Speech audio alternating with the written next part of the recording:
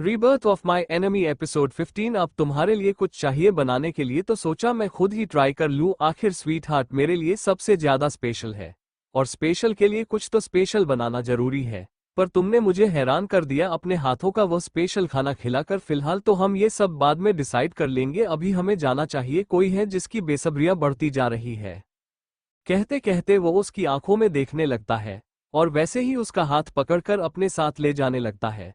आयता तो कुछ समझ नहीं आया था कि आखिर वह क्या कह रहे हैं, पर वह बिना कुछ बोले उसके पीछे पीछे जाने लगते हैं। वो उसके पीछे पीछे जा रही थी, तभी अंधेरे से कोई बाहर आ जाता है। एक काला साया वहां पर खड़ा हो जाता है। तभी उसके पीछे एक आदमी खड़ा होकर अपनी शांत आवाज में, क्या हमें इसके बारे में कोई इन्फॉर्मेशन निकालना चाहिए? वो आदमी जो अंधेरे में छुपा हुआ था, वो अपनी गहरी आवाज में, पता लगाओ ये कौन है, पूरी इन्फॉर्मेशन निकालो और ध्वस्त ओजस्वल यहाँ पर क्या कर रहा है, आखिर इसका कनेक्शन क्या है। वो शख्स अब बाहर आ गया था। वो कुछ सोचते हुए अपनी ठंडी आवाज में, सीतो पता लगाओ, इन्फॉर्मेशन चाहिए मुझे कि आखिर यह कौन है और यहाँ पर क्या कर रही थी और यह किसकी बेटी है, किसका खून उसके अंदर है, सारे इन्फॉर्मेशन मुझे चाहिए। ये सुन कर वो आदमी अपना सर हिला देता है और वही वो शख्स रूम के बाहर खड़ा होकर सामने देखने लगता है। वो सामने देखकर अपनी आंखों को बंद कर लेता है क्योंकि दरवाजे के बने हुए ग्लासेस की मदद से वो अंदर का नजारा देख सकता था। अंदर सुमन बिस्तर पर बैठी हुई थी और किसी गहरी सोच में देख रही थी। उसका चेहरा यूं ही, पर कुछ देखने के बाद वो अपनी आंखों को बंद कर लेता है क्योंकि अब तक सुमन सो चुकी थी। दवाया की वजह से उसे नींद भी आने लगी थी। ये देखकर वो शख्स वहां से गायब हो जाता है। दूसरी तरफ एक रेस्टोरेंट के अंदर तरश इसमें क्लाइंट के साथ कुछ मीटिंग के बारे में बात कर रहा था और क्लाइंट्स भी उसकी बात को एग्री कर रहे थे। बातचीत हो रही थी और वो कुछ पेपर उसके सामने कर रहा था। क्लाइंट्स पेपर को पढ़ रहे थे। इस समय वो रेस्टोरेंट के एक ऐसी जगह पर बैठा हुआ था जहां पर बालकनी जैसा था क्योंकि सामने रेलिंग थी और बहुत ही खूबसूरत तरीके से वो डिजाइन किया गया था। बारिश का मौसम था, बाहर बहुत ही खूबसूरत नजारा था। रेस्टोरेंट ऐसा बनाया हुआ था अपनी बालकनी में न जाए। तरश जो इस समय प्लांट से बात कर रहा था, उसका मोबाइल वाइब्रेट कर रहा था। वो मोबाइल में कुछ देख रहा था।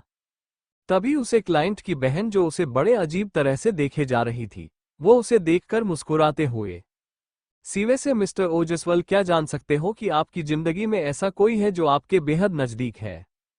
तरश जो समय अपने मोबाइल में कुछ देख रहा था, उसकी बातों को सुनकर उसकी तरफ देखकर मुस्कुराते हुए, एम्स ओबरॉय यहाँ पर हम बिजनेस की बातें करने आए हैं और वैसे भी पर्सनल रिलेशन बिजनेस में ना रखे वही बेहतर है कि सही कहा ना मिस्टर दिलजीत ओबरॉय।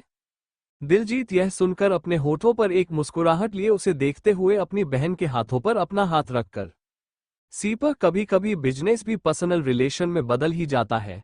दुनिया है, कुछ ना कुछ चेंज आ जाएंगे तो बिजनेस में और ज्यादा प्रॉफिट मिल सकता है क्योंकि जो प्रोफेशनल रिलेशन प्रॉफिट नहीं दे सकता वो पर्सनल रिलेशन भी प्रॉफिट दे सकता है मिस्टर तरश ओजस्वल। तरश ये सुनता है तो उसके होठों पर एक हल्की सी तिरछी मुस्कुराहट आ जाती है। वो मोबाइल को एक तरफ रखकर अपने हाथों में रेड वाइन के गिलास को लिए उसे गोल गोल घुमाकर बड़ी अजीब तरह से दिलजीत की तरफ देखकर, मिस्टर ओबरॉय पर्सनल रिलेशनशिप में कभी भी प्रॉफिट नहीं चाहता हूं क्योंकि मेरे अंदर इतना टैलेंट है कि मैं प्रोफेशनल रिलेशनशिप ही प्रॉफिट बन सकता हूं। मैं किसी का मोहताज नहीं हूं। मैं खुद के दम पर अपने इंडस्ट्री खड़े करने की ताकत रखता हूं। या अच्छी तरह से जानते हैं मेरे और आपके सोने के तरीके में बहुत डिफरेंट है। जमीन आसमान का, बेहतर यही है कि हम यहाँ पर बिजनेस की बातें करने आ जाए तो बिजनेस ही अच्छा रहेगा। तरश अपनी बात पूरी करके अपने होठों पर ग्लासेस को रखकर रेड वाइन पीने लगता है और वही दिलजीत अपनी बहन को देखा है जिसकी नजर तरश की तरफ थी। वह उसे ही देख रही थी। उसे देखकर वो उसके कंधे पर हाथ रख देता है जिससे वह अपनी नजरें उसे हटाकर अपने भाई की तरफ देखने रखती है। दिलजीत पेपर्स को पढ़ने के बाद गहरी सांस लेकर अपने हाथों में रेड वाइन के ग्लास के लिए उसे सामने कर देता है जिससे तरश उसके ग्लास से अपने ग्लास को टॉस कर देता है और रेड वाइन पीने लगता है। वही दिलजीत अपनी बहन को देखकर कुछ सोचते हुए तरश की तरफ देख सीकर अपने होठों पर एक मुस्कुराहट लिए, मुझे याद है मुझे एक अर्जेंट कॉल करना है, बस 5 मिनट में फिर से इस मीटिंग को ज्वाइन करूंगा। आगे आपको कोई भी क्वेश्चंस हो तो मेरी बहन बता देगी क्योंकि प्रोडक्ट जरूर मैं ले रहा हूं पर शहीद से बात है, क्वेश्चंस तो आपके मन में होंगे ही। कहकर वो अपना सर हिलाते हुए मुस्कुराकर वहां से चला जाता है। तरश अपने हाथों में पड़ी हुई रेड वाइन को देखा है। उसके होठों पर एक अजीब सी मुस्कुराहट आ जाते हैं। वो सामने बैठी हूँ इस लड़की को देखा है, जो उसे देखकर मुस्कुराते हुए, मिस्टर तरश ओजस्वल, आपको मेरे बारे में शायद पता नहीं होगा, मेरा नाम उर्वशी ओबरॉय। उर्वशी की बात को सुनकर तरश अपना सर हिला देता है। वह ऐसे रिएक्ट करता है जैसे उसे कोई खास मतलब नहीं है। उसके नाम को जानकर वह बस रेड वाइन को अपने होठों पर रखकर पीने लगता है। तभी वो कुछ सोचते हुए, वैसे मुझे बात समझ में नहीं आ रही है, ज्वेलरी जो हमारी कंपनी बना रही है, जो डिजाइन से वो मार्केट में गए हैं, वैसे ही डिजाइन आपकी कंपनी में भी गए हैं, बिना कोई कॉपीराइट किए, बिना कोई आर्ग्यूमेंट करके, ये कोलैबोरेशन।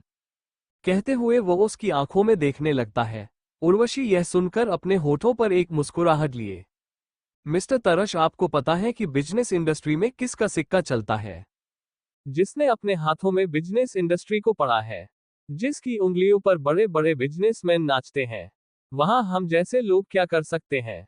पूरी इंडस्ट्री में पता है कि ओजस्वल चित्र धोखा देना नहीं बल्कि धोखेदारों को सजा देना है। और भाई को भी पता है कि जरूर कोई ना कोई इसमें इन्वॉल्व हो गया है, जो शायद आपकी कंपनी में होकर हमारी कंपनी को डिजाइन दे रहा है। या ये सिर्फ कोइंसिडेंट है, इसके बारे में जानने के लिए कोलैबोरेशन ही काफी है, जैसे फ्यूचर में कोई भी प्रॉब्लम ना हो। तरश ये सुनकर बस अपना सर हिला देता है। वह कुछ कहता नहीं है। उसके चेहरे से ऐसा लग रहा उसके सवाल के जवाब को सुनकर वह पूरी तरह से एग्री नहीं हुआ है।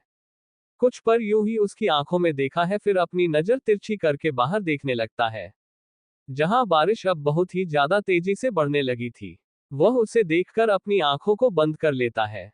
तभी उर्वशी कुछ सोचकर अपने हाथों में पड़े हुए जूस के गिलास को वही टेबल पर रखकर उसके हाथ पर अपने हाथों को रखते हुए, कोई प्रॉब्लम भी हो सकता है। एक अच्छी बिजनेस वूमेन जो बिजनेस के साथ फैमिली को भी संभाल सके, जिसके पास इतना अच्छा दिमाग है कि वह अपने हस्बैंड को कभी भी किसी प्रॉब्लम में नहीं देख सकती, वह से बाहर निकल सकती है, जिसे प्यार करना भी आता है, जो परफेक्ट है। क्यों सही कहा ना मिस्टर तरश? कहते हुए वो उसके हाथ पर अपना हाथ रखने वाली थी कि तभी तरश अपने हाथ को पीछे ले जाता है और वैसे भी अपने ब्लेजर को सही करने लगता है। उर्वशी ये देखकर अपनी जगह पर खड़ी हो जाती है। वो मुस्कुराते हुए उसके पास आकर नीचे झुक जाती है, जिससे उसने जो ड्रेस पहना हुआ था उसका नेक डीप था, वजह से उसका सीन आगे देख रहा था। वो अपने दोनों हाथ उसके दोनों आर्म रेस्ट पर कर उसकी आंखों में देखकर मुस्कुराते हुए, लड़कों भी ख्वाहिश होती है जिन्हें उन्हें पूरा करना चाहिए। अपने डिजाइन को कोई कंट्रोल नहीं करता। अगर कोई परफेक्ट लड़की मिल गई तो मुझे नहीं लगता कि कोई भी अपने विचार को कंट्रोल कर सकता हूं। कहते हुए उसकी आंखों में देखकर मुस्कुराने लगती है। तभी उन दोनों को किसी की आवाज सुनाई देती है, जिससे वह दोनों उससे तरफ देखने लगते हैं। और वही तरश होठों पर एक अजीब सी मुस्कुराहट आ जाती है। वह उर्वशी के हाथों को दूर कर देता है, जिससे उर्वशी अपनी जगह पर खड़े होकर उसे देखने लगती है। तभी सामने से वो देखते एक लड़कियां कर बिना किसी हेजिटेशन के साथ तरश के गोद में बैठ गई है। ये देखकर उसकी आंखें बंद हो जाती हैं। और सबसे ज्यादा हैरानी तो तब होती है जब तरश खामोशी से उसे लड़की की कमर को पकड़े हुए था। उसके होठों पर वह मुस्कुराहट थी, जो उसके होते हुए तो बिल्कुल भी नहीं थी। ये देखकर उसे समझ नहीं आ रहा था कि आखिर ये लड़की है कौन। वही तरश गोद में बैठी हुई लड़की की तरफ देखा है, जो सामने खड़े लड़के की तरफ देख रही थी। वह देखना चाहता था कि उसके गोद में बैठी हुई लड़की करना क्या चाहती है। वही वो लड़की तरश कंधे पर अपने दोनों हाथ रखकर बड़ी मासूमियत भरी आवाज में, पता है तुम्हें मैं कितना तुम्हें ढूंढा, हर तरफ में ढूंढ रही थी, और तुम यहाँ पर थे, एक मैसेज भी कर नहीं सकते थे, कहाँ था? मैं बस मिलने जा रही हूँ, और तुम देखो इतनी ज्यादा नाराज हो गए, और इस होटल में आगे बहुत ज्यादा बुरे हो। कब से कह रही थी तुम्हें यहाँ पर आने के लिए, इतना ज्यादा नाराज होना भी जरूरी है क्या? उसके गालों पर अपने दोनों हाथों को रखकर बड़ी मासूमियत से उसे देखने लगती है, जिसे देखकर तरश एक आईब्रो ऊपर कर देता है। वही तरश गोद में बैठी हुई लड़की की तरफ देखा है, जो सामने खड़े लड़के की तरफ देख रही थी। वह देखना चाहता था कि उसके गोद में बैठी हुई लड़की करना क्या चाहती है। वही वो लड़की तरश कंधे पर अपने दोनों हाथ रखकर बड़ी मासूमियत भरी आवाज में, पता है तुम्हें मैं कितना तुम्हें ढूंढा, हर तरफ में ढूंढ रही थी, और तुम यहाँ पर थे, एक मैसेज भी कर नहीं सकते थे, कहाँ था? मैं बस मिलने जा रही हूँ। और तुम देखो इतनी ज्यादा नाराज हो गए। और इस होटल में आगे बहुत ज्यादा बुरे हो। कब से कह रही थी तुम्हें यहाँ पर आने के लिए, इतना ज्यादा नाराज होना भी जरूरी है क्या?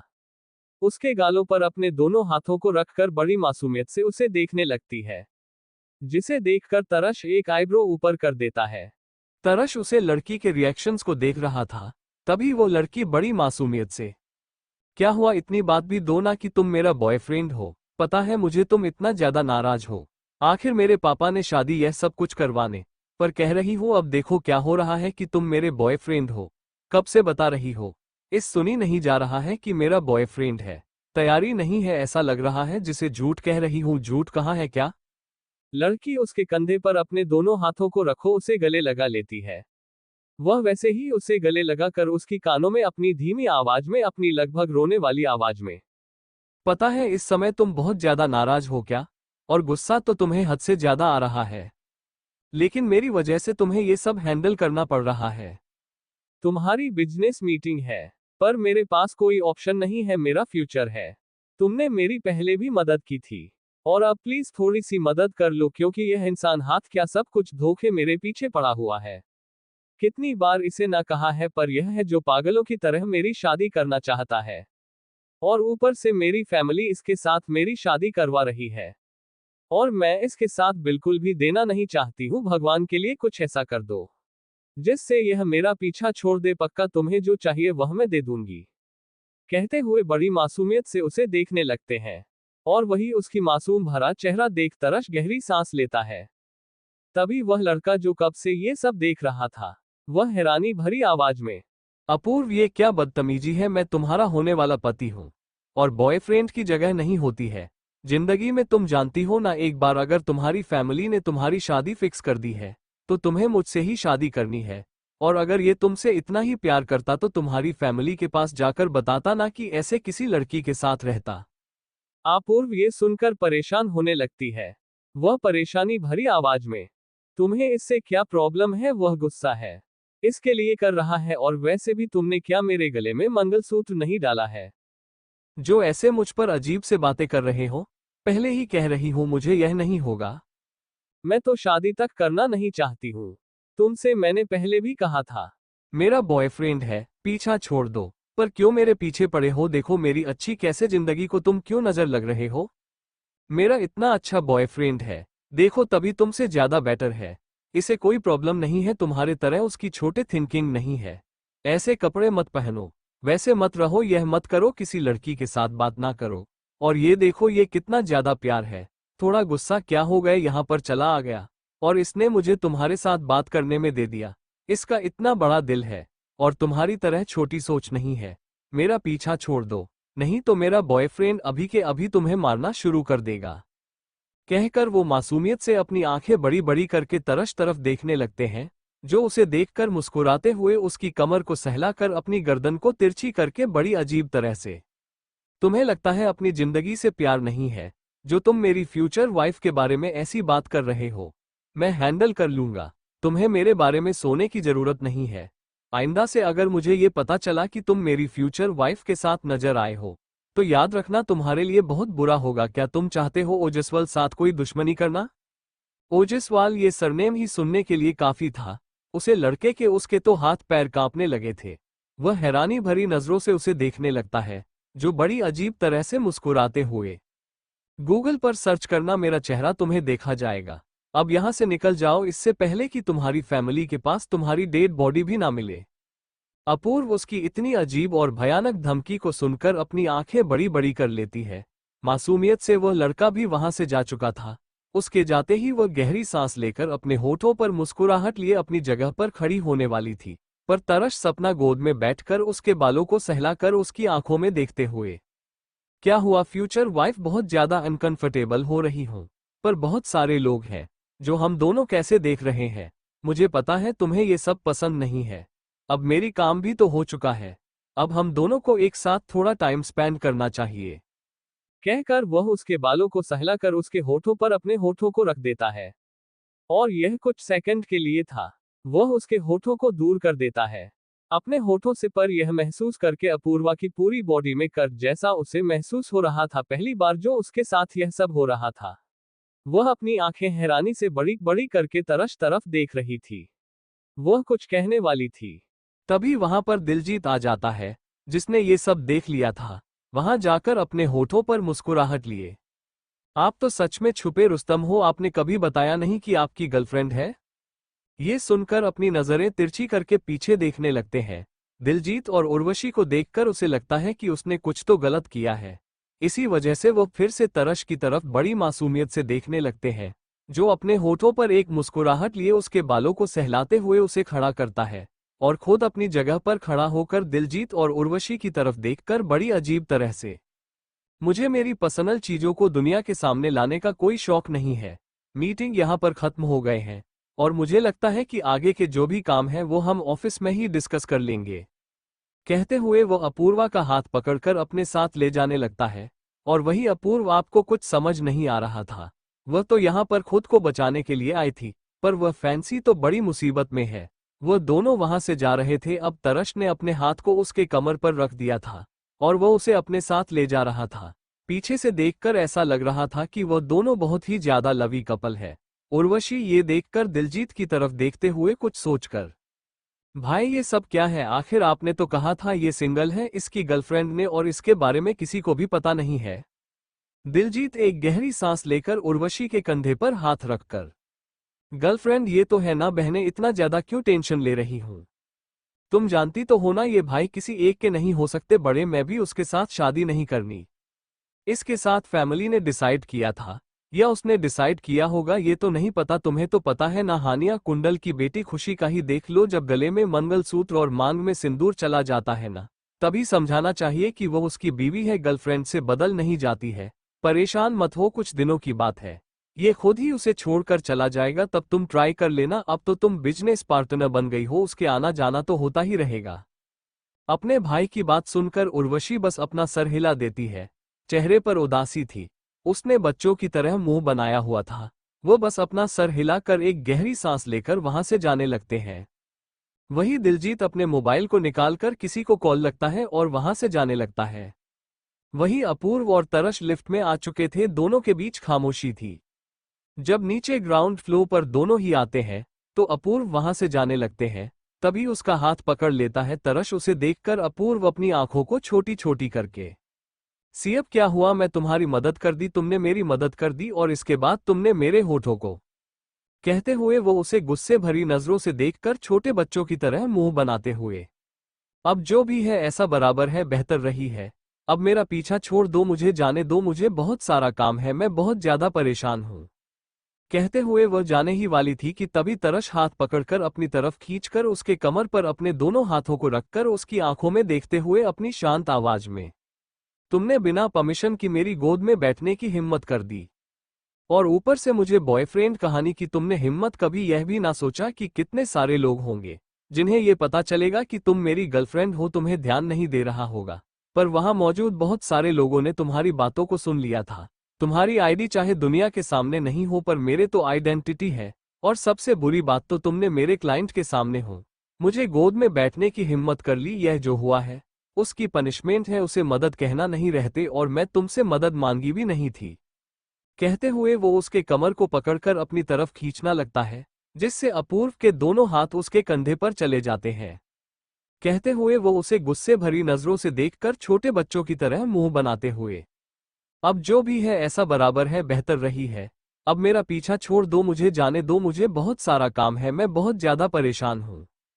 कहते हुए वह जाने ही वाली थी कि तभी तरश हाथ पकड़कर अपनी तरफ खींचकर उसके कमर पर अपने दोनों हाथों को रखकर उसकी आंखों में देखते हुए अपनी शांत आवाज में, तुमने बिना परमिशन की मेरी गोद में बैठने की हिम्मत कर दी और ऊपर से मुझे बॉयफ्रेंड कहानी की तुमने हिम्मत, कभी यह भी ना सोचा कि कितने सारे लोग होंगे जिन्हें ये पता चलेगा कि तुम मेरी गर्लफ्रेंड हो, तुम्हें ध्यान नहीं दे रहा होगा, पर वहां मौजूद बहुत सारे लोगों ने तुम्हारी बातों को सुन लिया था।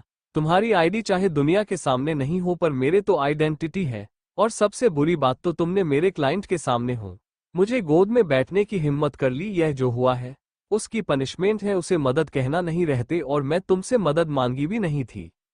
कहते हुए वो उसके कमर को पकड़कर अपनी तरफ खींचना लगता है, जिससे अपूर्व के दोनों हाथ उसके कंधे पर चले जाते हैं।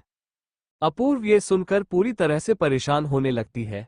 वो उसके कंधे पर वैसे ही हाथ रखकर अपनी आंखें बड़ी बड़ी करके, देखो ये सब जो हो रहा है इसमें मेरी कोई गलती नहीं थी, मेरे पास ऑप्शन भी नहीं था, वो पागल मेरे पीछे पड़ा था और मेरी फैमिली मेरी शादी करवाने पर पूरी तरह से फोर्स कर रहे हैं। मैं अपनी स्टडी तक कंप्लीट नहीं कर पा रही हूँ और ऊपर से इन सभी की बातों को परेशान हो गई हूँ। ये पागल मुझसे शादी करने के लिए बहुत कोशिश कर रहा है, इसी वजह से मेरे पास कोई ऑप्शन नहीं था। अगर मैंने इससे शादी के लिए हाँ कह दिया ना तो यह मुझे अपने साथ यूके जाने वाला है, जो मुझे बिल्कुल भी पसंद नहीं है। इसीलिए मैं बस तुमसे मदद ही मांग रही थी। और वैसे भी तुमने मेरे साथ जो किया उसके बाद तुम कह रहे हो कि गलती है। मैंने ये तो नहीं कहा था ना तुम ये सब करोगे, तुम्हें नहीं यह नाटक करना तो तुम बता देते कि तुम बॉयफ्रेंड नहीं थे। और मानव मुझसे गलती हो गई, मैं तुम्हारी गोद में आकर बैठ गई, फिर इसका मतलब यह नहीं है ना कि तुम मुझे परेशान करोगे। कहते हुए बच्चों की तरह मुंह बनाकर उसके सीने पर अपने दोनों हाथों को रखकर उसे अपने से दूर करने की पूरी कोशिश करने लगते हैं। वही उसके हर एक बात को सुनने के बाद तरश उसकी गहरी काली आंखों में देखते हुए, ओ ये तो बहुत बुरा है, पर मुझे यह उम्मीद मत करना कि मैं ये सब सुनकर तुम्हें जाने दे दूंगा। पहली बार कोई लड़की में हिम्मत नहीं है कि वह मेरी गोद में बैठे हैं। ये हक मैंने किसी को भी नहीं दिया है, किसी को भी नहीं, तुमने बिना परमिशन के लिए सब किया है। इसकी पनिशमेंट मिलकर रहेगी जिससे तुम किसी के भी गोद में ना बैठो। कहते हुए वह उसके बालों को उसके कान के पीछे पर उसकी आंखों में देखने लगता है। तरश की ऐसी अजीब सी बातों को सुनकर वह हैरान हो गई थी। अपूर्व अपनी आंखों को छोटा करके अपने गुस्से भरी आवाज में, तुम्हें किसने कहा मैं किसी की भी गोद में जाकर बैठ जाती हूँ? वो बस तुम जाने पहचाने लगे और मुझे तुम पर भरोसा था, क्योंकि उसे रात भी तुम्हारे पास बहुत सारे मौके थे। तुमने मेरे साथ कुछ भी नहीं किया, इसी वजह से मैं बस तुम्हारी गोद में जाकर बैठ गए थे, क्योंकि मुझे तुम कुछ करोगे नहीं, पर मुझे क्या पता था तुम। कहते हुए वो खामोश हो जाती है और उसे गुस्से भरी नजरों से देखने लगते हैं। तरश उसके गुस्से में लाल हुए चेहरे पर अपनी गर्म सांसों को छोड़कर उसकी आंखों में देख लेते हुए अपनी गहरी आवाज में, भरोसा ये बेवकूफ की निशानी होती है। तुम्हें पता होना चाहिए कि मैं बिजनेसमैन हूँ, कब क्या कर दूं कि किसी को नहीं पता होता है। एक बार अगर तुम्हें छोड़ दिया इसका मतलब ये तो नहीं है ना कि मैं तुम्हें हर बार छोड़ना रहूंगा, ये तो मेरे रूल्स के खिलाफ है। कहते कहते वो उसके कमर को पकड़कर अपनी तरफ खींचकर उसकी आंखों में देखकर मुस्कुराते हुए उसे अपने साथ ले जाने लगता है। और वही उसकी पूरी बातों को सुनने के बाद अब अपूर्व को इतना ज्यादा गुस्सा आ रहा था कि वह क्यों उसने उसे ही अपनी मदद के लिए चुना, और यह सब बड़ी मुसीबत में ना चले जाते। वो लोग वहां रहते हैं तो वहां पर पहले ही बॉडीगार्ड्स खड़े थे जो रेंज रोवर का दरवाजा खोल रखे थे। ये देखकर वह परेशान होते हुए, अब कह जाना है, मुझे घर जाना है, घर वालों से बात करनी है। शादी तो तोड़ दी, अब कुछ तो बताना होगा कि क्यों शादी तोड़ दी, नहीं तो मेरे घर वाले तो मेरे सर पर आकर मुझे करने की कोशिश करेंगे। तुम्हें तो कोई प्रॉब्लम नहीं है, पर मेरे घर में तो बहुत प्रॉब्लम से क्यों मुझे बच्चों को परेशान कर रहे हो? क्या बिगाड़ा है? मैं तो जानती तक नहीं हूँ तुम कैसे हो, क्या हो, कुछ भी नहीं पता है तो भगवान के लिए मेरा पिक्चर छोड़ दो। वो परेशानी भरी आंखों के साथ उसे देखने लगती है और वही उसकी बातों को सुनकर तरश उसकी आंखों में देखकर अपनी गहरी आवाज में, अगर तुमने कुछ बोला तो यहाँ पर मैं सबके सामने वो कर दूंगा। इसके बाद तुम अपना सर ऊपर नहीं कर पाओगे। क्या चाहती हूँ ऐसा कुछ करूं?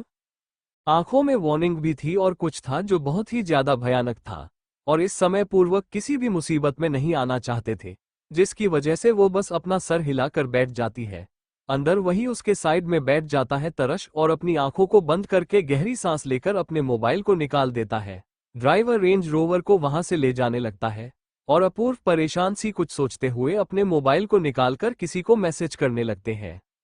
दूसरी तरफ ध्वस्त आयता प्राइवेट पैलेस में ले जाता है।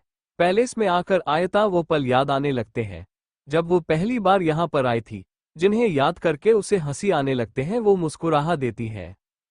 तभी ध्वस्त उसके कंधे पर हाथ रखकर, क्या हुआ स्वीट हार्ट, अकेले अकेले मुस्कुराए जा रहे हैं क्या है? मुझे भी तो पता चले आखिर तुम्हारा दिमाग में। आयता उसके हाथ पर अपने हाथों को रखकर बच्चों की तरह मुंह बनाते हुए, पहली बार जब इस पैलेस में आई थी तब सोचा था कि कब मैं यहाँ से और तुमसे दूर चली जाऊंगी। मुझे लगा था कि वह मेरा आखिरी दिन है जब मैं यहाँ पर कभी आऊंगी नहीं, पर देखो क्या हो गया, किस्मत ने मुझे फिर से यहाँ पर लाया, वह भी तुम्हारी बीवी बनाकर। यह हैरानी वाली बात थी, उसे वक्त में पूरी तरह से दर्द में थी, कुछ भी नहीं था सिवाय दर्द के अलावा। कहते हुए वो अपनी आंखों को बंद करके गहरी सांस लेकर अपना सर हिलने लगती है। और वही उसकी बातों को सुनकर ध्वस्त अपने होठों पर एक मुस्कुराहट लिए बड़े प्यार से, स्वीट हार्ट, यही तो तुमने और मुझ में फर्क है, मैंने पहले ही सोच लिया था। ये पैलेस में आना तुम्हारा होना ही वाला है। आखिर ये तुम्हारा और मेरा है, यहाँ पर हम दोनों की बहुत सारी यादें हम बनाएंगे। जब तुम्हें ओजस्वल पैलेस में रहना नहीं होगा तब तुम यहाँ आ जाना, फिर हम तुम्हें यहाँ पर रह लेंगे जिससे तुम्हें कोई भी प्रॉब्लम नहीं होगी। कहते कहते वो उसका हाथ पकड़कर अपने साथ सीडीओ की तरफ ले जाने लगता है। आयता वैसे ही उसके हाथों को पकड़कर सीडीओ पर चढ़ते हुए, एक बात समझ में नहीं आ रही है मुझे कि तुमने आखिर मुझसे शादी क्यों कर ली। मुझे अभी भी यही लगता है कि यह सब कुछ मेरे सर से ऊपर जा रहा है। जिस शख्स से मैं ज्यादा से ज्यादा 1-2 बार मिला हूं, वो मुझसे शादी करने के लिए प्यार हो गया, ये जानते हुए भी कि मैं किसकी बीवी थी। कहते कहते उसने अपनी आंखों को बड़ी बड़ी कर रखे थे, और वही उसकी बातों को सुनकर ध्वस्त जो बेडरूम में आ गया था, वो उसे दीवार से लगाकर उसकी आंखों में देखकर अपनी गहरी आवाज में, यही चीज पसंद नहीं है तुम्हारी, ज्यादा सोचना भी बहुत बुरी बात होती है। इसके लिए मैं हूं ना, तुमसे शादी मैंने की है, कहाँ तो है। मेरी जिंदगी में तुम बहुत ही ज्यादा जरूरी हूँ। क्या चाहती हूँ मैं अपने सीने पर तुम्हारा नाम लिख दूं, उसके बाद तुम्हें जरूर पसंद आ जाएगा। कहते हुए वो उसकी आंखों में देखकर अपनी शर्ट के बटन को खोलकर अपने सीने की तरफ इशारा करने लगता है। उसकी बातों को सुनकर आयता उसके सीने को देखते हैं, जहां पर कुछ निशान थे। निशानों को देखकर वह अपने हाथों को इस तरफ ले जाती है और उसके सीने पर अपनी हाथों को रखकर अपनी आंखें बड़ी करके, मैं ये हमेशा दिखती हूं पर इसके पीछे की वजह नहीं पता है, ऐसा लग रहा है जैसे ये बहुत ज्यादा गहरा था। पर क्या हुआ था, क्या कभी इस बारे में तुम बता सकते हो मुझे, कभी तुम्हें इतना भरोसा होगा मुझ पर जो मुझे तुम्हारे बारे में कभी बताओगे। कहते हुए उसकी आंखों में देखने लगती है, और वही उसकी बातों को सुनकर ध्वस्त वैसे ही उसके हाथों को पकड़कर उसकी आंखों में देखकर अपने गर्दन को तिरछी करके बड़ी अजीब तरह से मुस्कुराते हुए, यह निशान यह मुझे तब मिला था जब मैं खुद को बचा रहा था, घर का बड़ा बेटा था और रियासत मेरे हाथों में आने वाली थी। किसी को ये कैसे पसंद आता, मुझे रास्ते से हटाने के लिए कुछ ना कुछ तो करना होगा। बहुत बाहर मुझे करने की कोशिश की गई, पर हर बार मैं अपनी मौत को भी चकमा देकर जीत रहा। मैंने कभी भी मौत से खौफ नहीं खाया, क्योंकि मैं मौत के मुंह से बाहर आया हूं और यह मौत का खेल मुझे बहुत ज्यादा पसंद आ जाता था, स्वीट हार्ट। कहते कहते वो उसकी आंखों में देखने लगता है। उसके होठों पर एक अजीब सी मुस्कुराहट थी, और वही उसकी आंखें डार्कनेस से भरी पड़ी थी, और उसकी बातों को सुनकर आयता दिल में उसे दर्द जैसा महसूस होने लगा था। कहते हुए उसकी आंखों में देखने लगती है, और वही उसकी बातों को सुनकर ध्वस्त वैसे ही उसके हाथों को पकड़कर उसकी आंखों में देखकर अपने गर्दन को तिरछी करके बड़ी अजीब तरह से मुस्कुराते हुए, यह निशान यह मुझे तब मिला था जब मैं खुद को बचा रहा था, घर का बड़ा बेटा था और रियासत मेरे हाथों में आने वाली थी। किसी को ये कैसे पसंद आता, मुझे रास्ते से हटाने के लिए कुछ ना कुछ तो करना होगा। बहुत बाहर मुझे करने की कोशिश की गई, पर हर बार मैं अपनी मौत को भी चकमा देकर जीत रहा। मैंने कभी भी मौत से खौफ नहीं खाया, क्योंकि मैं मौत के मुंह से बाहर आया हूं और यह मौत का खेल मुझे बहुत ज्यादा पसंद आ जाता था, स्वीट हार्ट। कहते कहते वो उसकी आंखों में देखने लगता है। उसके होठों पर एक अजीब सी मुस्कुराहट थी, और वही उसकी आंखें डार्कनेस से भरी पड़ी थी, और उसकी बातों को सुनकर आयता दिल में उसे दर्द जैसा महसूस होने लगा था। उसके दोनों गालों पर अपने दोनों हाथों को रखकर उसकी आंखों में देखकर अपनी गहरी आवाज में, कुछ किया नहीं मतलब, आखिर ये सब क्यों, सबके पास तो पावर तो है, जरूरत ही नहीं है ना कि कोई रियासत कोई संभाले, और वैसे भी आपको क्यों क्या जरूरत है, वो सभी बात तो कर सकते हैं ना। कहते कहते वो परेशानी भरी नजरों के साथ उसे देखने लगती है, और वही उसकी बातों को सुनकर ध्वस्त उसे नंबर को वैसे ही पकड़कर अपनी तरफ खींचकर उसकी आंखों में देखते हुए, तुम्हारी तरह हर कोई मासूम नहीं होता है ना, पावर का मतलब होता है पूरा परिवार को अपनी उंगलियों पर नाचना। तुम्हें क्या लगता है ओजस्वाल प्यार को कोई ऐसे ही हैंडल कर सकता है? स्वीटहार्ट, इतना आसान नहीं है। जहां पर अगर खड़ा होना है तो पहले लाइमलाइट में आना होता है, और एलेमाइट में वही आता है जिसके हाथों में पावर हो, जिसके सामने सर पहले झुके। ओजस्वल फैमिली तुमने अभी तक मिली नहीं, कहां पर है? अभी अभी तो तुम्हें मेरे पापा और पापा के भाई के बारे में पता चला है। दादाजी ने बहुत सारे फैमिली बढ़ाने की तरीका ढूंढे थे, ऐसा कह सकती हूँ मेरी दादी की 3 या 4 सौतन होगी। दादाजी ने कोई कसर नहीं छोड़ी थी अपने इसको पूरा करने के लिए। क्या है, खरगोश से दूर हो जाता है और मुस्कुराते हुए वहीं सोफे पर बैठकर बड़े अजीब तरह से देखा जाए तो तुम्हें हूं जो तुम्हें बहुत सीधा मिला हूं, नहीं तो हर कोई अपनी उंगली को तेरी करना जानता है और ऐसे मामले में तो बहुत अच्छी तरह से दादाजी ने अपने अय्याशी को पूरा करते हुए फैमिली काम हो और जंग का मैदान बना रखा था। तुम्हें धीरे धीरे हर एक फैमिली से मिलना होगा। एक फंक्शन हम रखते हैं, उसे फंक्शन में तुम्हें हर कोई मिल जाएगा और एक ऐसी फैमिली से तुम्हारा सामना होगा जिसके लिए तुम्हें खुद को तैयार करना होगा, क्योंकि समुद्र में तो तुम आ गई हो। तुम्हें शिकार नहीं बना है बल्कि शिकार को अपना शिकार बनाना है, तभी तुम्हें समुद्र में रह पाओगे, नहीं तो कब गायब हो जाओगे ये तुम्हें खुद भी नहीं पता चलेगा। कहते हुए वह मुस्कुराने लगता है और वही उसके यह बात सुनकर आयता पूरी तरह से ब्लैक हो जाती है। वह उसके पास आकर उसके सामने खड़ी होकर हैरानी भरी आवाज में, क्या दादाजी के इतने सारे अफेयर थे? तुम्हारी दादी ने कुछ किया नहीं इसके लिए? मतलब कोई कैसे औरत रह सकती है अपने पति को किसी और की बाहों में? ध्वस्त ये सुनते ही उसका हाथ पकड़कर अपनी तरफ खींच लेता है। वह उसे अपनी गोद में बैठकर उसकी आंखों में देखकर अपने गहरी आवाज में, जहां पैसा हो जहां पावर हो वहां पर कोई कुछ नहीं कहता हूं। मेरी दादी एक रॉयल फैमिली से बिलोंग करती है और उनके लिए इज्जत बहुत इंपॉर्टेंट है। रेपुटेशन के लिए कुछ औरतों को ये सब सहना होता है और उनमें से मेरी दादी थी, जिन्हें कभी सेल्फ डिपेंड होना ही नहीं सिखाया गया। उन्हें अपने पति और बिजनेस को और फैमिली को ही संभालना था। डिवोर्स क्या होता है यह उन्हें कभी बताया ही नहीं गया। दादी का रिसोर्सेस था उनकी फैमिली। जब उनकी फैमिली में उनके मॉम डैड उन्हें छोड़कर चले गए तो भाइयों ने पहले कहा था कि वह उसके साथ कोई रिलेशन रखना नहीं चाहते हैं। दादी अकेली हो चुकी थी और दादाजी ही सहारा है। दादाजी क्या अफेयर्स बढ़ने लगे, दादी को कुछ करने के लिए था नहीं, वो शांति से ये सब सहती गई। कहते हुए वो खामोश हो जाता है और वही यह सब सुनकर अब आयता कचरा हल्का हल्का गुस्से में भरने लगता है। वो अपने हाथों की मुठियां बनाकर, आखिर कोई कैसे ये शहर सकता है? पर मैं भूल गई, चाहे मेरी 2 दिन के लिए शादी क्यों ना हो, पर ऋतिक बजाज भी इस माल का एक मोती था, वह भी तो वैसा है। पर क्या तुम्हारा परिवार, क्या माँ भी यह सब सहती है? ध्वस्त यह सुनकर हंसने लगता है। वो हंसते हुए उसके बालों को पकड़कर उसकी आंखों में देखकर, क्या तुम्हें सच में ऐसा लगता है मैं कभी भी फादर नहीं बन पाया? अगर उन्होंने ऐसा करने के बारे में सोचा भी होता तो मुझे नहीं लगता कि अब तक उनके साथ कोई रिलेशन रख पाता। कोई उनके साथ क्या होता? और वैसे भी उन दोनों की लव मैरिज है। दादाजी को संभालना बहुत मुश्किल था, क्योंकि उन्होंने पापा के लिए एक ऐसी लड़की को डिसाइड किया था जो उनके स्टेटस की थी, पर माँ सबसे अलग थी। उनका बैकग्राउंड पॉलिटिक्स से था, पर दादाजी को चाहिए नहीं थी ऐसी बहुत, पर पापा के सामने में कुछ कर नहीं पाए क्योंकि इस समय दादी भी छोड़कर चली गई थी।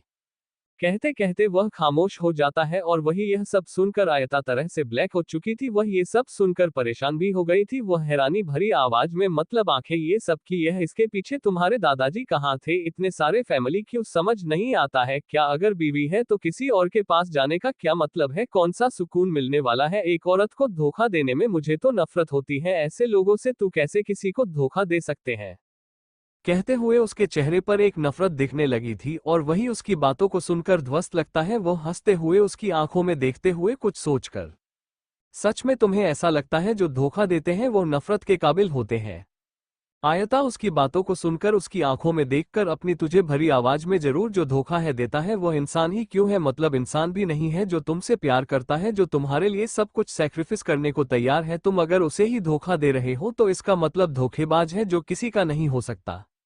ध्वस्त आयता आंखों में नफरत देख सकता था और अपनी स्वीट हार्ट की आंखों में इतनी ज्यादा नफरत को देखकर उसके दोनों गालों को अपने दोनों हाथों से सहलाकर बड़ी प्यार से, इंटरेस्टिंग, तो यह नफरत अपने अंदर रखो, आगे जाकर बहुत फायदा होने वाला है तुम्हारा। वैसे अब मैं फ्रेश होने जा रहा हूं, अगर तुम चाहो तो आ सकती हो। सुनते हैं आयता गुस्से भरी नजरों से देखकर छोटे बच्चों की तरह मुंह बनाते हुए, क्या तुम्हें सच में मेरे हाथों से मारना है? कहते हुए बच्चों की तरह मुंह बनाकर उसे देखने लगती है। वही उसकी बातों को सुनकर ध्वस्त उसे एक आंख मार देता है, जिससे वो छोटे बच्चों की तरह मुंह बनाते हुए वहां से गुस्से में चली जाती है और वही उसे गुस्से में जाते हुए देखकर, स्वीट हार्ट इतना भी गुस्सा अच्छा नहीं है, ये कातिलाना भी हो सकता है। किसी के लिए क्या चाहती हूँ? पागल बनाना। आज रात तो तुम्हें बहुत ज्यादा इंटरेस्टिंग कुछ करने को मिलने वाला है। कहते हुए वो वहां से जाने लगता है और वही आयता आ जाती है। वह जैसे ही बालकनी में आती है ठंडी हवाएं उसे छूने लगते हैं, जिसे महसूस करके वह अपनी आंखों को बंद कर लेती है। तभी उसका मोबाइल वाइब्रेट होने लगता है। क्या आवाज को सुनकर वो मोबाइल को अपने हाथों में लेती है। अननोन नंबर देखकर वह एक पल के लिए हैरान तो होगी, सोचकर वो कॉल को उठा लेती है। सामने से एक आवाज सुनाई देती है, सोचा नहीं था कि तुम कॉल उठा लोगी, अच्छा लगा। आयता सामने वाली की बात सुनकर ना समझे, मैं कौन? आयता हैरानी भरी आवाज को सुनकर सामने से एक हंसी की आवाज सुनाई देती है। सामने वाला हंसते हुए, क्या सच में तो मेरी आवाज भूल गई? यह तो सच में मेरे लिए बहुत बुरा है। तुम्हारा एक्स हस्बैंड ऋतिक बजाज। ऋतिक का नाम सुनकर वो अपनी आंखों को बंद कर लेती है, फिर अपनी आवाज में गुस्सा लिए, अब तुमने मुझे कॉल क्यों किया है? लगता है तुम्हारी शादी में तुम्हें इंटरेस्ट नहीं आ रहा है, जो दूसरों की बीवियों को परेशान करते जा रहे हो। ऋतिक सुनकर छोटे बच्चों की तरह मुंह बनाते हुए बड़े प्यार से, इतना भी क्यों गुस्सा करूं? तो सच में पसंद नहीं हूं, थोड़ी तो प्यार से बात कर सकती हूं। एक रिश्ता नहीं बन पाया पर दूसरा तो रिश्ता बन चुका है हमारा। ऋतिक आवाज में नशा था, साफ था कि वो ड्रिंक कर रहा है। वही आयता यह महसूस करके अपनी आंखों को बंद करके गहरी सांस लेकर, क्या तुमने ड्रिंक कर ली है और इस समय तुमने मुझे कॉल किया? तुम ठीक तो हो? कॉल को कॉल करो और अपनी बीवी को कॉल करके अपने पास बुला लो, मुझे कुछ काम है। और एक बात समझ में नहीं आ रही है, आखिर मेरा नंबर तुम्हारे पास कैसे आ सकता है? ऋतिक कर हंसने लगता है, वो हंसते हुए अपनी नशीले आवाज में, सच में तुम्हें यही लगता है तुमने अपना नंबर ही नहीं चेंज किया है और ना ही मैं तुम्हारा नंबर डिलीट कर दिया है। हमारा रिश्ता क्यों ना बदला है, पर मैं कभी भी तुम्हारा नंबर डिलीट नहीं कर सकता। वैसे भी तुम्हारे बिना तो एक पल भी बहुत ज्यादा रोना आ रहा है। सच कहा है, किसी ने अपने हाथों से ही अपनी बर्बादी कर देता है और उसमें मेरा नाम भी शामिल हो गया। जिसे मैं अपनी दुनिया समझने की कोशिश की, वही बर्बादी बन गई मेरी। उसे दूर को कर दिया मैंने खुद को और ऐसी की तलाश में चला गया जो सिर्फ कुछ पल के सुकूनियत को महसूस करवा सकती है। पूरा सुकून तो सिर्फ तुम ही तो हो मेरा। ऋतिक आवाज में नशा था, साफ था कि वो ड्रिंक कर रहा है। वही आयता यह महसूस करके अपनी आंखों को बंद करके गहरी सांस लेकर, क्या तुमने ड्रिंक कर ली है और इस समय तुमने मुझे कॉल किया? तुम ठीक तो हो? कॉल को कॉल करो और अपनी बीवी को कॉल करके अपने पास बुला लो, मुझे कुछ काम है। और एक बात समझ में नहीं आ रही है, आखिर मेरा नंबर तुम्हारे पास कैसे आ सकता है? ऋतिक कर हंसने लगता है, वो हंसते हुए अपनी नशीले आवाज में, सच में तुम्हें यही लगता है तुमने अपना नंबर ही नहीं चेंज किया है और ना ही मैं तुम्हारा नंबर डिलीट कर दिया है। हमारा रिश्ता क्यों ना बदला है, पर मैं कभी भी तुम्हारा नंबर डिलीट नहीं कर सकता। वैसे भी तुम्हारे बिना तो एक पल भी बहुत ज्यादा रोना आ रहा है। सच कहा है, किसी ने अपने हाथों से ही अपनी बर्बादी कर देता है और उसमें मेरा नाम भी शामिल हो गया। जिसे मैं अपनी दुनिया समझने की कोशिश की, वही बर्बादी बन गई मेरी। उसे दूर को कर दिया मैंने खुद को और ऐसी की तलाश में चला गया जो सिर्फ कुछ पल के सुकूनियत को महसूस करवा सकती है। पूरा सुकून तो सिर्फ तुम ही तो हो मेरा। कहते हुए उसका गाल भरने लगता है वो अपने रोती हुई आवाज में, हम दोनों कभी एक नहीं हो सकते। फिर से सब कुछ भूलकर एक नई जिंदगी में सब कुछ छोड़ने को तैयार हूं तुम्हारे लिए। हम कहीं दूर चले जाते हैं जहां पर कोई भी नहीं आएगा और मैं वादा करता हूं मैं किसी लड़की के पास में जाऊंगा। तुम्हें छोड़कर मैं कभी नहीं जा सकता, बस मेरे पास आ जाओ। मैं वादा करता हूं मैं कभी तुम्हें धोखा नहीं दूंगा, कभी भी नहीं। ऋतिक की बातों को और उसके रोने वाली आवाज को सुनकर आयता गहरी सांस लेकर अपनी आंखों को बंद कर लेती है और फिर अपनी शांत आवाज में, तुमने बहुत ज्यादा ड्रिंक कर लिए हैं और इस समय तुम्हें सोना चाहिए। ऐसा ना हो कि तुम ड्रिंक करते करते बेहोश ना हो, तो बेहतर यही है कि अपना ये ड्रिंक करना छोड़ दो और यह वाहियात बातें अपने पास रखो और अपनी बीवी को कॉल करके कहो कि वह तुम्हें लेने के लिए आ जाए, क्योंकि तुम्हारी आवाज से पता लग रहा है कि तुम खुद को संभाल नहीं पा रहे हो। आयता की बात को सुनकर ऋतिक ये समझता है कि वो उसके लिए उसे बहुत ज्यादा फिक्र है। वो आंखों में चमक लिए, अपने होठों पर बड़ी सी मुस्कुराहट लिए, कितनी ज्यादा झूठी हो तुम, मेरे लिए फिक्र भी करती हो और दिखाई भी नहीं हो। मुझे पता है तुम्हें शादी से बिल्कुल भी खुश नहीं हूं और मैं ये भी जानता हूं ये शादी सिर्फ और सिर्फ तुमने बदले किले की है, कर दिया तुमने बर्बाद। और क्या करना चाहती हूँ, आ जाओ मेरी जिंदगी में और मुझे पहले जैसा बना हूं। हम दोनों साथ में रह लेंगे और मैं कभी भी तुम्हें धोखा नहीं दूंगा। मैं डिवोर्स भी ले लूंगा और फिर हम दोनों एक शादी करके अच्छी सी जिंदगी जी लेंगे। कहते कहते वह रोने लगता है और वही उसकी ऐसी बातों को सुनकर आयता ज्यादा फ्रस्ट्रेशन होती है कि वह इरिटेटिंग बड़ी आवाज में लगता है, तुम्हारा दिमाग काम नहीं कर रहा है, अपनी ड्रिंक को अपने पास रखो, तुम मारो जियो कुछ भी करो, मुझे इससे मतलब नहीं है, बस मेरा पीछा छोड़ दो, मुझे कॉल मत करना इससे पहले कि मैं तुम्हारी जान ले लूं। समझ में आ गया कहकर वह कॉल को कट कर देती है बिना उसकी बातों को सुनकर और वही सोफे पर बैठकर वह अपनी आंखों को बंद करके गहरी सांस लेने लगती है। उसे खुद को कंट्रोल नहीं कर पा रहा था तो वह चली जाती है रेलिंग के पास, जहां पर वह अपने दोनों हाथों को रखकर अपनी आंखों को बंद करके गहरी सांस लेकर अपनी गहरी आवाज में, भगवान आखिर हो क्या रहा है मेरे साथ, यह इंसान मुझे पागल कर देगा, खुद तो इतनी जिंदगी बर्बाद करने पर चला है, पर साथ में वह मेरे साथ क्यों? ऊपर से इसकी बातें, मतलब जब आप दिमाग दे रहे थे तब यह इंसान कहां पर था? यह एक नंबर का घटिया इंसान है, जैसे दूसरों की फीलिंग्स के बारे में पता नहीं है और जब अपनी फीलिंग्स के बारे में पता चलता है तब आ जाता है और इतना तुम्हें समझ चुके हैं। ये जानबूझकर यह सब कर रहा है क्योंकि यह सिर्फ और सिर्फ बदला लेने की पूरी फुर्सत में है। समझ नहीं आता से कभी भी मैं उससे बात दूर की बात है, मैं अपने नंबर तक चेंज कर दूंगी। वैसे भी मेरा फोन है, इस दुनिया में मेरी माँ और मेरी दोस्त है जिससे मैं बहुत ज्यादा प्यार करती हूँ, उनसे बात कर सकती हूँ और किस बात करने की जरूरत नहीं है मुझे। गहरी गहरी सांस लेने लगती है, तभी उसके कंधे पर उसे पानी की बूंदे का एहसास होने लगता है। बारिश में होने लगती है जिससे उसके चेहरे पर भी पानी की बूंदे आने लगते हैं। किसी के गम सीने को वह अपने पीठ पर महसूस कर सकती थी। ध्वस्त हाथों को वह अपनी कमर पर महसूस कर रही थी। वह अपनी आंखों को बंद करके एक गहरी सांस लेकर उसके हाथों को पकड़कर अपनी शांत आवाज में, ये क्या कर रहे हो तुम, ठीक तो हो? टॉवल में बाहर आने की क्या जरूरत थी? पता है ना बारिश शुरू है, ठंडी हवाएं हैं, अगर ऐसा ही रहा तो तुम बीमार पड़ जाओगे जल्दी। उसकी तरफ देखने लगती है जो अपनी गहरी नजरों से उसे देख रहा था। वह उसे देखकर उसकी कमर पर अपने दोनों हाथों को रखकर अपनी तरफ खींच लेता है, जिससे वो कुछ समझ नहीं पाती पर वह उसे अपनी गोद में उठाकर अपने साथ ले जाने लगता है। वह अपने साथ उसे कमरे के अंदर लाकर उसकी बिस्तर पर लेटकर फिर उसके ऊपर आते हुए, अगर कपड़े निकालने हैं तो पहनने की क्या जरूरत है स्वीटहार्ट? वैसे तुम्हारा चेहरा इतना ज्यादा लाल क्यों है? क्या कोई ऐसा चीज है जिस पर तुमने अपना गुस्सा उतरा है या किसी ने मेरी प्यारी सी स्वीटहार्ट को गुस्सा दिलाया है? बता दो, क्या पता यह उसका आखिरी दिन हो। कहते हुए उसकी आंखों में देखने लगता है और वही उसकी बातों को सुनकर आयता उसके सीने पर अपने दोनों हाथों को रखकर अपने गुस्से भरी आवाज में, कुछ भी नहीं है, और वैसे भी तुमने अपनी बातों को ना जरा संभल कर बोला करो। ये क्या हुआ, आखिरी दिन तुम कोई मर्डर हो, किसी के खून करते हो कुछ भी? कहते हुए वह अपनी नजर दूसरी तरफ करने लगते हैं और वही ध्वस्त अपनी स्वीटहार्ट की बात को सुनकर उसकी आंखों में देखकर बड़ी ही प्यार भरी आवाज में, क्या पता मैं कर भी सकता हूँ। कहते कहते वो उसकी आंखों में देखने लगता है और वही उसकी बातों को सुनकर आयता अपनी आंखें हैरानी से बड़ी करके छोटे बच्चों की तरह मुंह बनाते हुए, मुझे कुछ नहीं पता है और ना ही मुझे कुछ जानना है, पर इतना जरूर पता है कि तुम किसी की जान नहीं लगे। वैसे भी इतना तो जानती हूँ, ये दुनिया इतनी भी बेरहम नहीं है जो किसी की जान ले। कहते हुए बॉस के कमर पर अपने दोनों हाथों को रखकर उसे अपने से दूर करने लगती है और वही अपनी स्वीटहार्ट के बातों को सुनकर उसके दोनों हाथों को वैसे ही पकड़कर ऊपर से और करके एक हाथ उसके कमर पर रखकर बड़ी अजीब तरह से मुस्कुराते हुए उसके होठों पर अपने गर्म सांसों को छोड़कर, काश जो तुम सोच रही हूं वो होता। तुमने ये गलत कहा, अभी कुछ देर पहले ही तो मैंने कहा था कि यह लोग पावर के सामने कुछ भी नहीं देखते हैं स्वीटहार्ट। क्या पता कोई किसी को मार दे, ये दुनिया है, यहाँ पर जीना है तो खुद को बचाने के लिए किसी और को भी सैक्रिफाइस करना होता है। कहते हैं उसके होठों पर अपने होठों को रख देता है और वही यह सब सुनकर आयता मैं तो चाहती थी पर उसके होठों का ऐसा अपने होठों पर महसूस करके कुछ कहती नहीं है। उसके हाथ उसके बालों में चले जाते हैं, उसके जो ड्रेस उसने पहनी हुई थी उसे निकालना शुरू कर देता है और अपनी जगह पर खड़ा हूं पर अपने टॉवल को निकलता है, जिससे आयता अपना चेहरा पूरी तरह से टमाटर की तरह लाल लाल होने लगता है।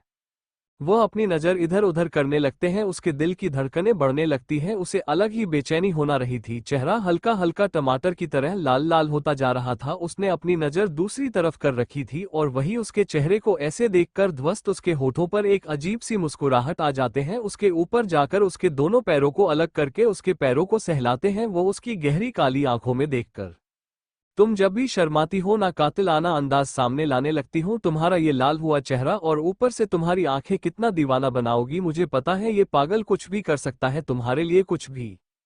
कहते कहते वो उसके गर्दन पर अपने होठों पर रखना शुरू कर देता है। वही आयता उसके होठों को अपने गर्दन पर महसूस करती है तो उसके बालों को अपने हाथों में पकाने लगती है। वो अपना चेहरा ऊपर की ओर करने लगते हैं, ऐसे ही उसकी आवाज या पूरे कमरे में सुनाई दे रही थी।